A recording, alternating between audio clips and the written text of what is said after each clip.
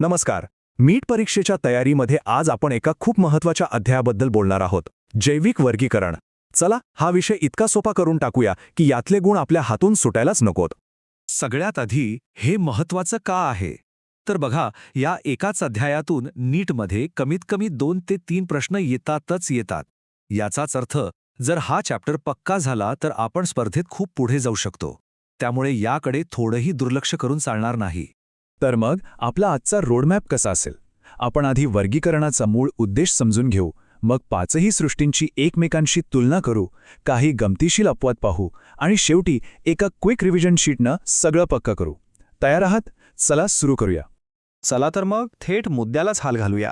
वर्गीकरणाच्या या जगात थोडं खोलवर जाऊ आणि समजून घेऊ की हे सगळं का केलं जातं.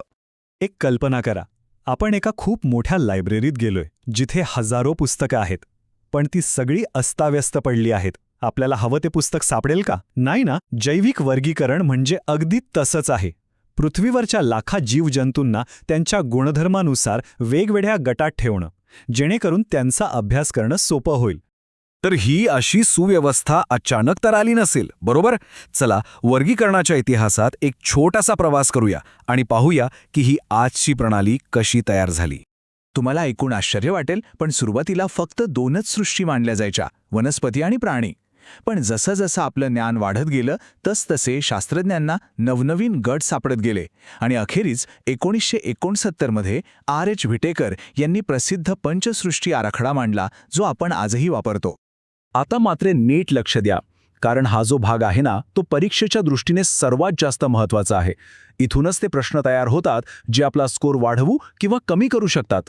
अच्छा, तर व्हिटेकरने या 5 सृष्टी वेगळ्या केल्या, पण त्या कोणत्या आधारावर? तर त्यासाठी त्यांनी हे 5 मुख्य निकष वापरले. हे 5ही मुद्दे आपल्या डोक्यात अगदी फिट बसले पाहिजेत, कारण परीक्षक ह्याच मुद्द्यांभोवती प्रश्न फिरवतात. विशेषतः शेवटचा मुद्दा, फायलोजेनेटिक संबंध, म्हणजे त्यांचा उत्क्रांतीमधला संबंध. ही स्लाइड म्हणजे आपल्यासाठी एका खजिन्यासारखी आहे असं समजा. सगळ्या 5 सृष्टींची सगळी महत्त्वाची माहिती एकाच तक्त्यात दिली आहे. याचा एक स्क्रीनशॉट काढून ठेवा किंवा वहीत हा तक्ता बनवूनच घ्या, खूप उपयोगी पडेल. इथे बघा, सगळ्यात पहिला आणि मोठा फरक. मोनेरा सृष्टी ही एकटीच आदिकेंद्रकी आहे, म्हणजे तिच्या पेशींमध्ये सुस्पष्ट केंद्रक नाहीये, तर बाकीच्या 4ही सृष्टी या दृश्य केंद्रकी आहेत. ह्याच एका फरकामुळे मोनेरा इतरांपेक्षा पूर्णपणे वेगळी ठरते. आता दुसरा एक हमखास विचारला जाणारा प्रश्न येतो, तो पेशीभित्तिकेच्या रचनेवर. जोड्या लावा किंवा चुकीची जोडी ओळखा, अशा प्रकारच्या प्रश्नांसाठी हा भाग खूप महत्त्वाचा आहे. प्रत्येक सृष्टीची पेशीभित्तिका कोणत्या पदार्थापासून बनली आहे हे आपल्याला तोंडपाठ हवं.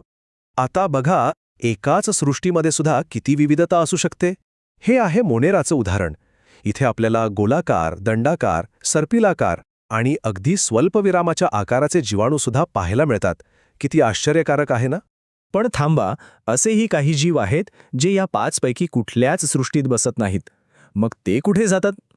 चला आता या अशाच काही नियमांना अपवाद असणाऱ्या जीवांबद्दल जाणून घेऊया. सगळ्यात आधी येतात विषाणू. हे म्हणजे काय? तर समजा एक पार्सल आहे, आतमध्ये जेनेटिक माहिती आहे आणि बाहेरून प्रोटीनचं पॅकिंग आहे. हे स्वतःहून काहीच करू शकत नाहीत, पण एकदा का ते आपल्या पेशीत शिरले की मग मात्र सगळा कारभार स्वतःच्या हातात घेतात. आणि विषाणूंपेक्षाही साधे जीव म्हणजे व्हायरॉइड्स. यांच्याकडे तर बाहेरचं प्रोटीनचं पॅकिंगसुद्धा नसतं. हे फक्त संसर्गजन्य RNAचे तुकडे असतात. किती सोपी रचना आहे, नाही का? तर मग विषाणू आणि व्हायरॉइडमधला मुख्य फरक काय?